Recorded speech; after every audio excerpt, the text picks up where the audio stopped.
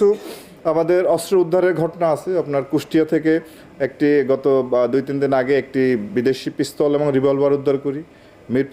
মিরপুরের পল্লবী এলাকা থেকেও অস্ত্র উদ্ধার করা হয় এবং আমাদের এই অস্ত্র উদ্ধার অভিযান অব্যাহত আছে এবং গত 3 মাসে এই পর্যন্ত আমরা 188টি দেশি এবং বিদেশি অস্ত্র উদ্ধার করি এবং এই সংক্রান্তে 79 জনকে আমরা গ্রেপ্তার করি।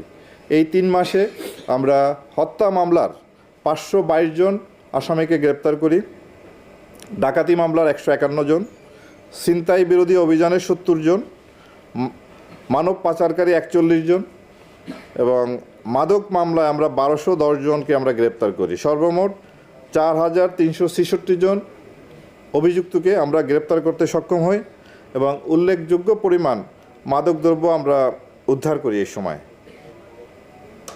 এছাড়াও আপনারা জানেন যে প্রথম আলো, ডেইলি স্টার এই প্রতিষ্ঠানগুলোতে যারা আক্রমণ করেছে তাদেরকে আমরা শনাক্ত করে আমাদের গ্রেপ্তার প্রচেষ্টা অব্যাহত আছে। এই পর্যন্ত আমরা 2 জনকে গ্রেপ্তার করতে সক্ষম হই এবং ঢাকা মেট্রোপলিটন পুলিশ বোধহয় উল্লেখযোগ্য সংখ্যক আসামি এই ঘটনায় গ্রেপ্তার করে।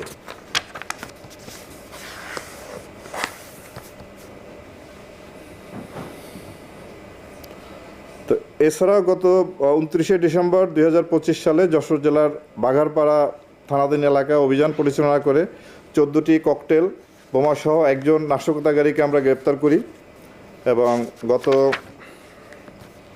26শে ডিসেম্বর দক্ষিণ কেরানীগঞ্জ থানাধীন হাসনাবাদ হাউজিং এলাকায় মাদ্রাসা বিল্ডিংয়ে যে বিস্ফোরণ ঘটে সেই বিস্ফোরণ স্থল থেকে 5টি ককটেল, হাইড্রোজেন পারক্সাইড 12 ড্রাম এবং অন্যান্য কেমিক্যাল 7 ড্রাম উদ্ধার করা হয় এবং এই ঘটনায়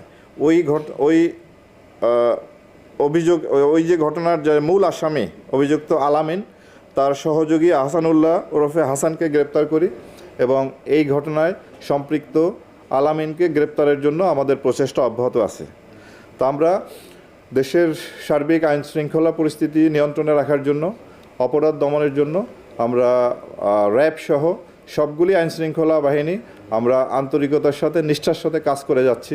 আপনারা জানেন যে সামনে জাতীয় নির্বাচন, আমাদের সংসদ নির্বাচন 12ই ফেব্রুয়ারি।